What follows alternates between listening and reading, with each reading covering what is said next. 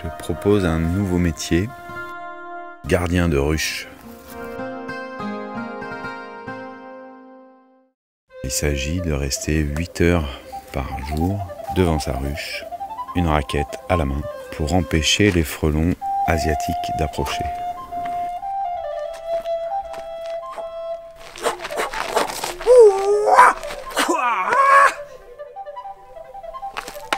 Non, je crois pas.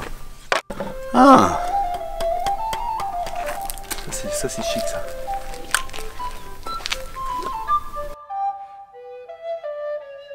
Donc si vous êet retraité, que vous ne savez pas quoi faire, si vous êtes passé trop de temps devant les ordis, eh bien voilà une activité simple où le secret est de venir sans rien, vraiment juste une raquette, un peu d'eau et c'est tout.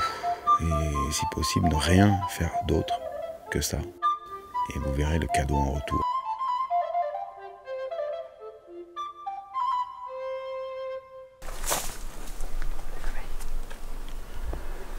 Encore active en cette période, approchez. Une façon de faire qui ne met pas en danger les autres espèces. J'arrive même à laisser les frelons européens faire leurs œuvres, qui ne nécessitent aucune technologie, aucun bricolage, voilà, mais juste de la présence. Et en attendant, c'est, je crois, la seule technique proposée à ce jour qui soit 100% fonctionnelle. Donc là, il a réussi à embarquer une abeille. Il n'en embarquera pas 2, mais une, oui. Donc c'est là où on voit qu'ils sont malins, hein, parce qu'il est revenu, il est parti, il est revenu, il a attendu que... Et ouais, après, ils survivent. Hein. Plus vous les éloignez, et plus l'activité sera importante. C'est-à-dire que si vous les tuez juste devant la planche d'envol, le stress est quand même présent. Chaque mètre gagné est un mètre de liberté pour les abeilles. Et malgré le fait que nous soyons fin octobre, elles sont dehors. L'idée, c'est pas forcément de les tuer, juste de les faire partir suffit largement. Du coup, ils ramènent pas leurs copains. Donc voilà, utile.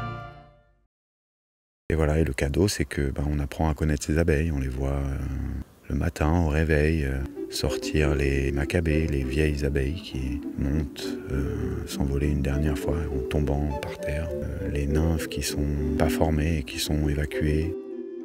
Et la question est, est-ce que 15 kilos de miel ne nécessite pas un peu de présence humaine? Est-ce que la technologie qui nous manque finalement, et est-ce que le message qui est donné par les frelons asiatiques, la nature a horreur du vide. Quand on désire quelque chose, il y a un coût en fait. Et si on ne le paye pas, quelque chose d'autre vient à la place, remplace.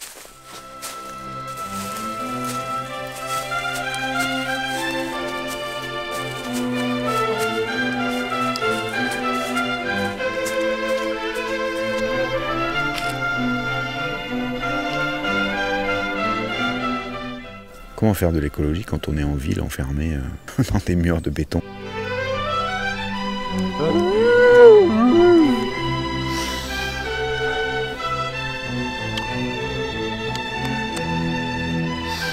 C'est du lama. Comment ne pas être sûr que forcément avec ceux qui vivent dans la nature, dont j'ai la chance de faire partie maintenant, il y a une incompréhension totale.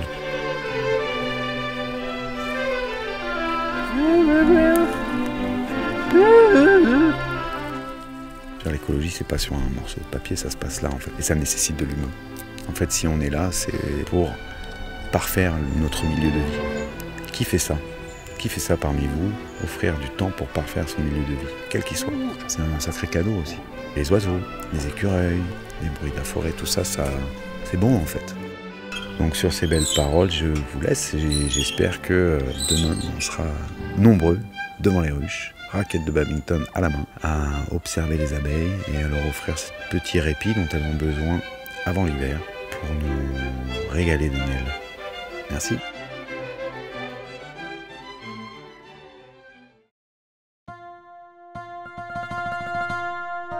Petite précision, évidemment il ne s'agit pas d'éradiquer le frelon asiatique, et il n'y a pas d'ennemi en fait, c'est une histoire d'espace, la nature a horreur du vide, donc il n'y a pas d'ennemi, il y a juste des messagers. Le frelon c'est un messager, donc ça ne veut pas dire qu'on ne doit pas maintenant agir, c'est un partenaire, un frère, une sœur qui est là pour nous aider à avancer sur notre chemin et nous permettent de comprendre que s'immiscer dans la nature, dans le fonctionnement naturel, ça exige une prise de responsabilité importante. On ne peut pas y échapper. Et c'est nous qui choisissons dans quel monde nous vivons. La vie passe très vite. Donc moi je remercie le frelon de m'aider à revenir à la vérité en fait, parce qu'on est sans arrêt dans l'illusion. Et tous ces fléaux, les chevaliers de l'Apocalypse, ceux qui permettent la révélation, sont à accueillir comme une chance parce que le jour de la mort, il est trop tard pour corriger des endroits où on n'a pas été vraiment nous-mêmes authentiques. Merci aux frelons asiatiques. Comme diraient nos frères Lakota, Mitakuye Oyasin, qui veut dire tout le monde est frère, reconnaître qu'on est tous un seul et qu'on vit tous ensemble. Mitakuye Oyasin.